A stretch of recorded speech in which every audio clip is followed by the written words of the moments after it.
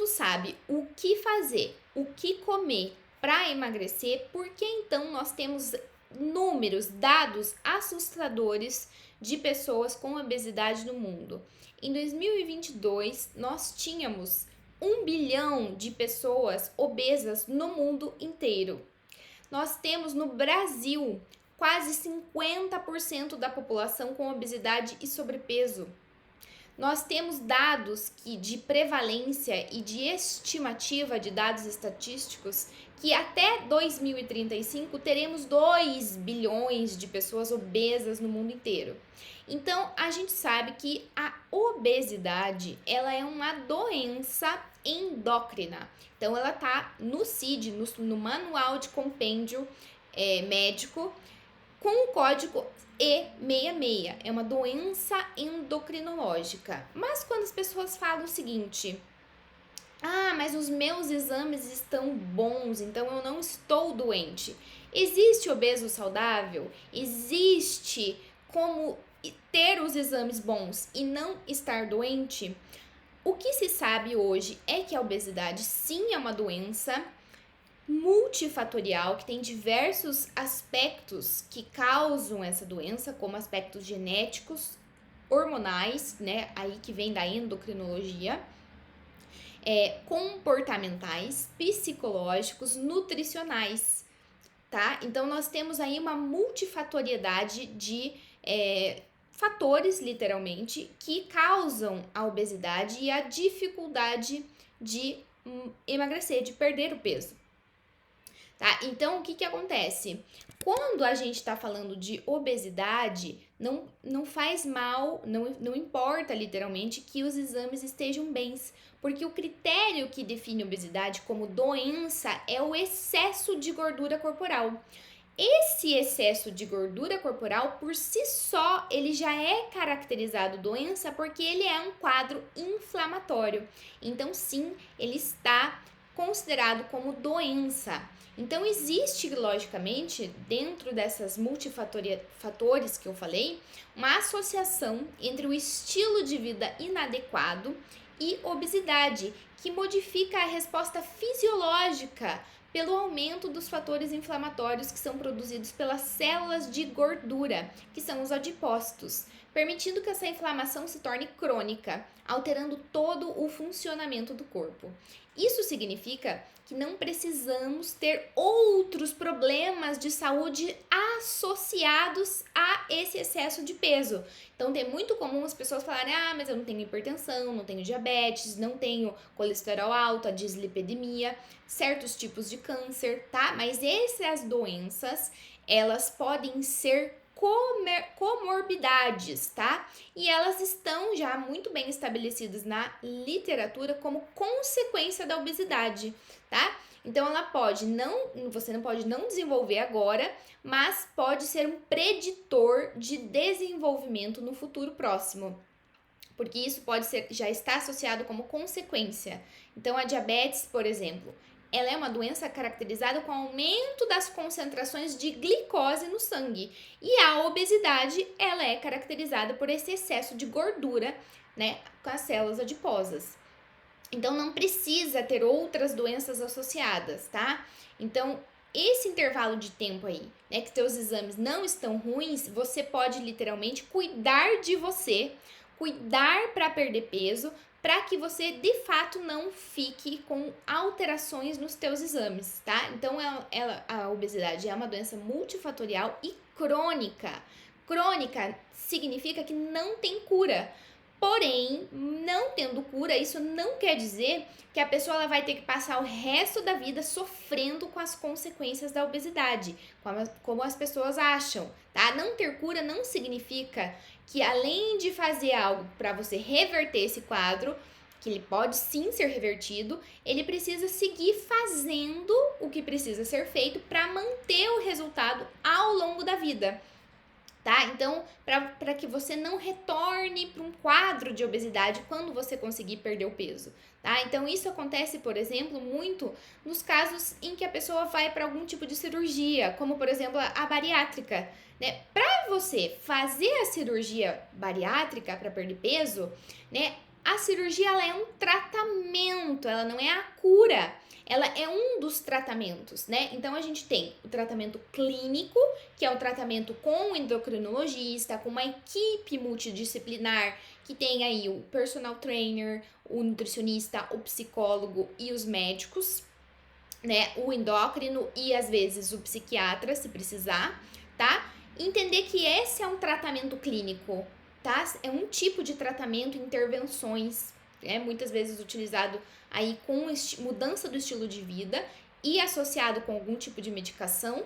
E nós temos o tratamento cirúrgico, que é, por exemplo, o da bariátrica. Então, são tipos de tratamento que são aconselhados quando é necessário, tá? Então, isso significa que não existe cura, existe tratamento, né? Então, fazer a cirurgia não significa que vai poder comer de tudo, voltar a velhos hábitos que antigamente eram disfuncionais, como, por exemplo, comer exagerado, comer muito junk foods, né? Que são alimentos hiperpalatáveis, né? Comidas que tem muito alto grau aí de gordura, açúcar, sódio, né? Industrializados nesse sentido, né? Então quer dizer o quê? Que a pessoa ela precisa pensar num estilo de vida ao longo prazo, né? Para que ela não volte a ganhar o peso, porque os dados de uma cirurgia bariátrica são que quase 50% das pessoas voltam a ganhar o peso em poucos anos, né? Então,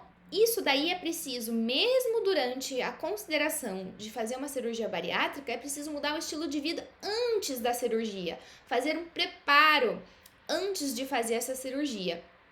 E isso a gente consegue ver aqui nos casos psicológicos de atendimento que eu faço, né? Que existe aí um preparo psicológico para essa cirurgia. Existe uma avaliação psicológica que vai emitir um laudo, o psicólogo emite um laudo para repassar para os médicos, cirurgiões, né? E para a pessoa também saber o que foi literalmente aí dado de resultado para fazer essa cirurgia, e o acompanhamento clínico do psicólogo, né, fazendo esse preparo antes da cirurgia. E também tem o acompanhamento pós-cirurgia, que também seguimos ali com os atendimentos para fazer essa manutenção do peso.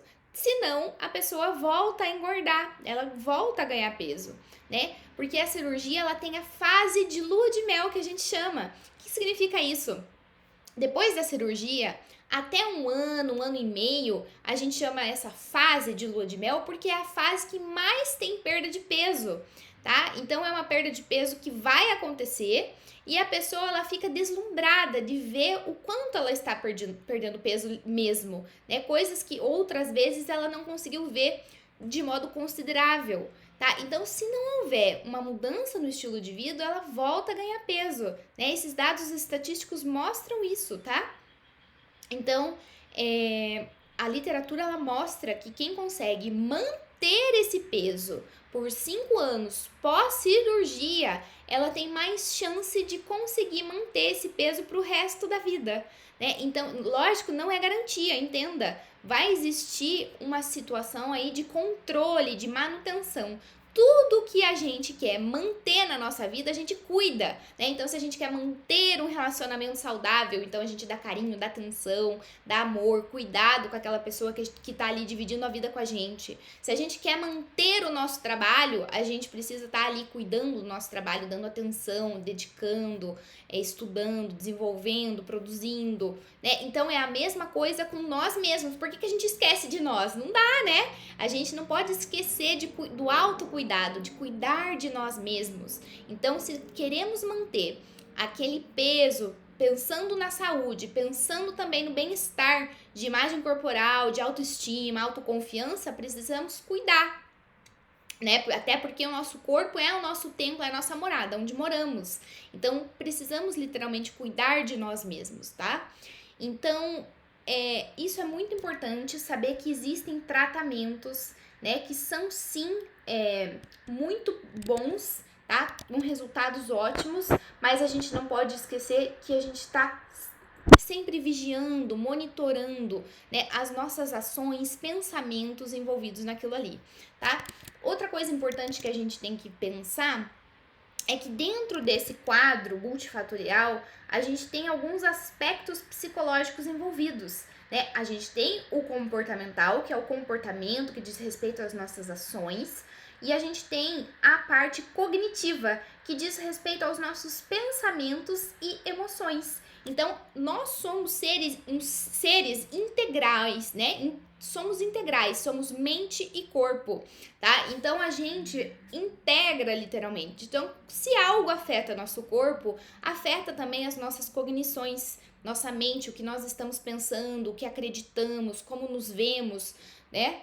Como nos colocamos e nos posicionamos no mundo. E as nossas crenças são como pensamentos enraizados, que são ativados de acordo com eventos, tanto externos do mundo, né, acontecimentos, seja nos nossos relacionamentos, trabalho, vida pessoal, quanto internos, né, que é as nossas cognições, pensamentos, sentimentos e emoções.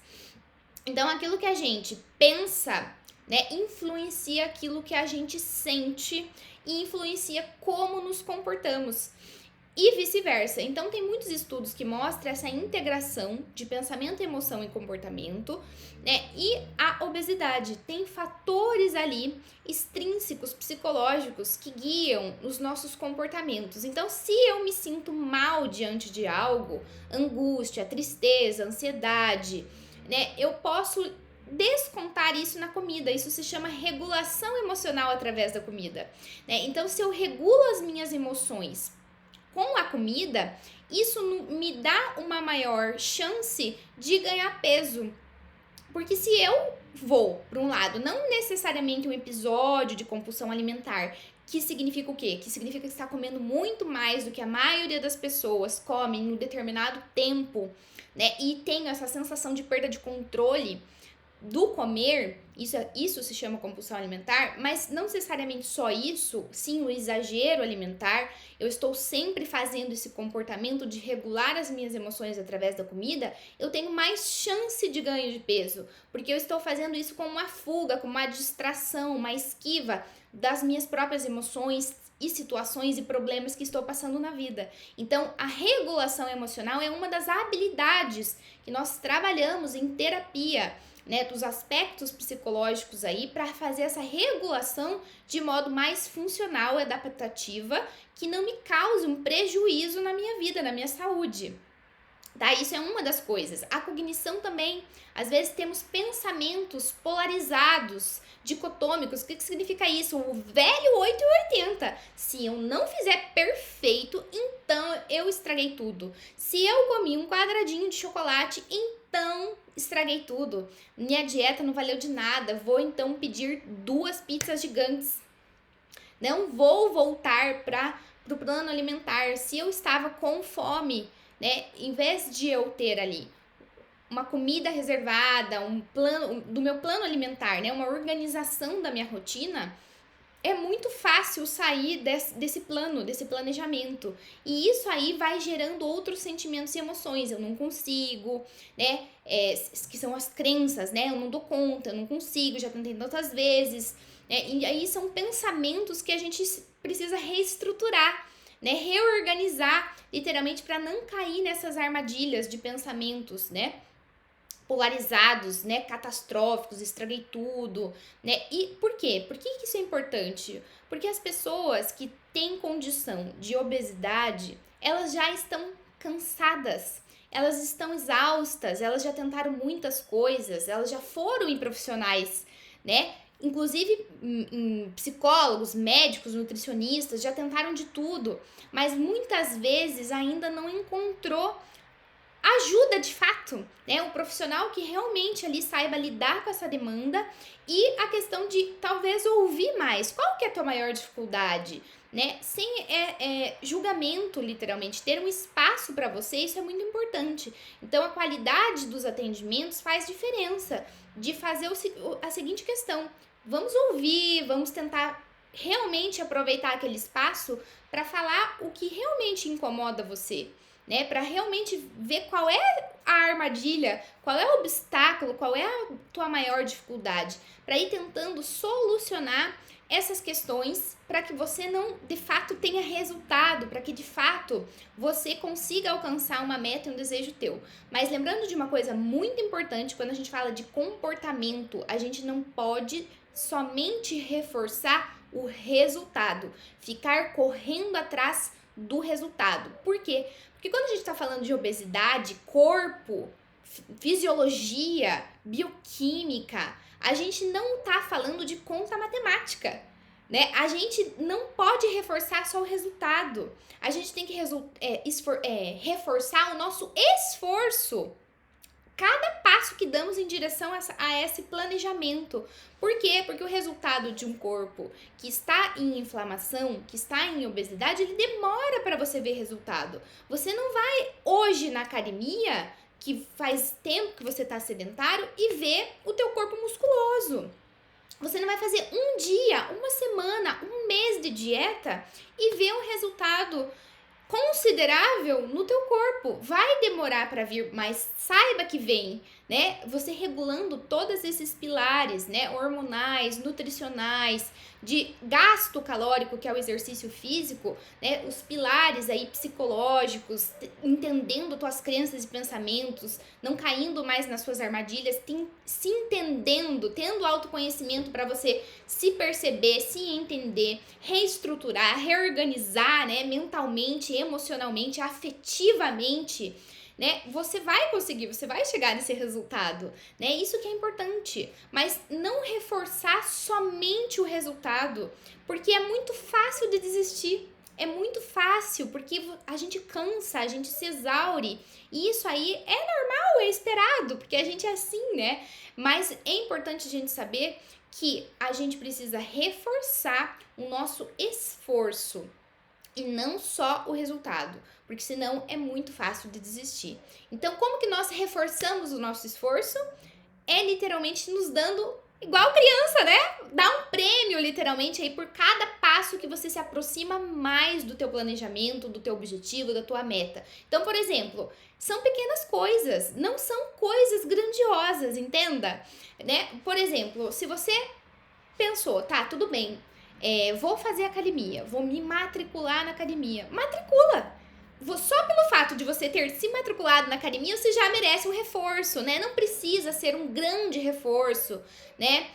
Porque senão, lógico, né? A vida adulta também não é só reforço, mas veja como existe uma importância no nosso comportamento, né? Existem teorias importantes, contribuição da psicologia, dizendo sobre comportamento, que um comportamento, para ele ser repetido, precisa ter um reforço. Senão ele não acontece, né? Então, qual é o reforço que você vai dar para você? Qual é o reforço que funciona para você? Não dá para ser também só com comida, né? Porque senão você tá justamente tentando se adequar com uma nova alimentação, um novo hábito alimentar, e aí você acaba sempre abrindo uma exceção. Essa não é a ideia. Logicamente que você também pode pensar que não é que nunca mais você vai tomar o teu sorvete preferido, o teu doce preferido. Não é isso, né? Isso é exceção. E ninguém engorda ou tem problema no teu planejamento por exceção. A exceção, ela existe e pode existir, é bem-vinda, vai te dar prazer e alegria e não culpa. Entende? Mas diante de um contexto todo estruturado, bem feito, realizado, a exceção não faz cócega, entende? Então isso é importante, tá? Mas você precisa pensar no quê? Como que eu vou me reforçar então, né? Se nem sempre eu vou fazer com comida. Posso fazer de vez em quando. Porque veja, o problema não é um comportamento quando a gente faz o comportamento. O problema é quando a gente faz, qual é a intensidade desse comportamento. Eu faço uma vez por dia, 2, 3, 5 vezes no meu dia, ou faço 5 vezes na semana esse tipo de exceção. Aí, logicamente, não entra num contexto, porque a exceção já não é mais exceção, né? Entende? Então, qual é o reforço que você vai dar? É ler um livro, se permitir ter um tempinho para ler uma coisa que você gosta de ler, que não seja só algo técnico, que seja útil no seu trabalho, nos seus estudos, algo que seja mais no sentido de prazer, de distração, de alegria para você no seu dia. Fazer uma oração, escutar uma música, ver um episódio de uma série, né? Quais são as coisas que você mais gosta de fazer? Quais são seus hobbies? né? O que que você pode literalmente escolher para fazer que te gere alguma sensação de bem-estar, tá? Então pense nisso com carinho e eu espero ter ajudado você até aqui.